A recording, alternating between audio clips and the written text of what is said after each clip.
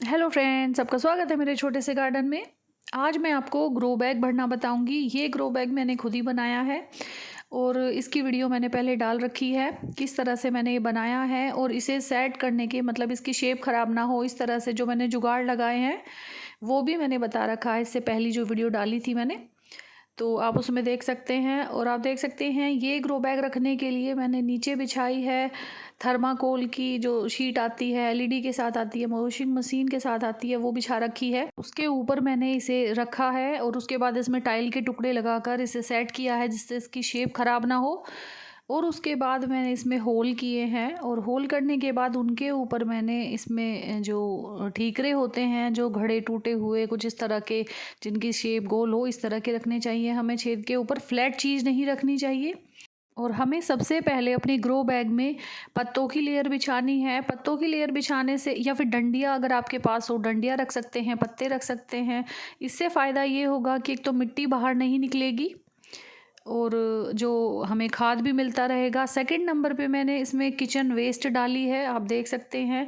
इसे मैंने धूप में सुखाया था 2 दिन, उसके बाद मैंने इसमें डाली है। किचन वेस्ट के ऊपर फिर पत्तों की लेयर लगानी है, सूखे पत्तों की।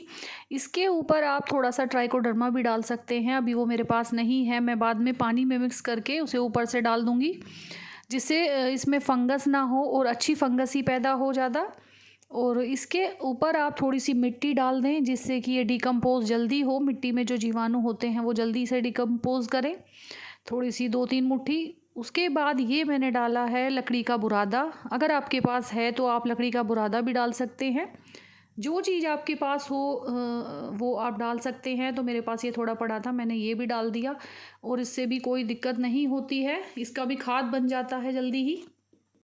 और खाद बनने के बाद इससे भी हमारे जो पौधे हैं उन्हें पोषण ही मिलता है, खाद मिलता है अच्छा। और इसके बीच बीच में मिट्टी डालने का फ़ायदा ये होता है कि जल्दी डिकम्पोज़ होगा, जो मिट्टी में जीवाणु होते हैं वो इसे जल्दी डिकम्पोज़ करेंगे, तो इसीलिए इस पे मिट्टी डाली जाती है। और मैंने इसमें 2 मुट्ठी राख भी डाल दी है, आप देख सकते हैं। राख भी बहुत ज़रूरी होती है, गलत जो फंगस है या फिर जो कीड़े हैं वो मिट्टी में नहीं लग पाते और मिट्टी को खाद भी मिलता है राख से। इसके बाद अगर आपके पास गोबर के उपले हैं तो उन्हें तोड़कर इस तरह से पूरा अच्छे से तोड़ लीजिए और एक लेयर बिछा सकते हैं अपने ग्रो बैग में, गमले में, जिससे कि ये जल्दी ही डिकम्पोज होकर खाद बन जाएगा और इससे भी पौधों को अच्छा पोषण मिलेगा। और इस तरह से आप एक लेयर बिछा सकते हैं और उसके ऊपर फिर मैंने पत्ते डाल दिए हैं, आप देख सकते हैं। पूरी लेयर तैयार करने के बाद फिर से मैंने पत्ते डाल दिए हैं। पत्तों का इस्तेमाल तो आप कितना भी कर सकते हैं जितने आपके पास हो, क्योंकि पत्तों से लीफ कंपोस्ट बन जाता है, खाद बनता है और वो बहुत ही अच्छा रहता है हमारे प्लांट के लिए, मिट्टी के लिए। वो स्लो रिलीज़ फर्टिलाइज़र होता है और उसमें हर चीज़ पाई जाती है जितनी भी पौधों को ज़रूरत होती है। तो इसीलिए पत्ते अच्छे होते हैं गार्डनिंग के लिए, ऑर्गेनिक गार्डनिंग के लिए। इसके बाद मैंने ये डाला है, ये भूस है और ये गेहूँ जो होता है, गेहूँ का पौधा जो होता है उसे काट के बनाया जाता है, जानवर भी इसे खाते हैं। तो ये मैंने रात को पानी में पूरी अच्छी तरह से भिगो दिया था जिससे इसका जो ये थोड़ा गल जाए।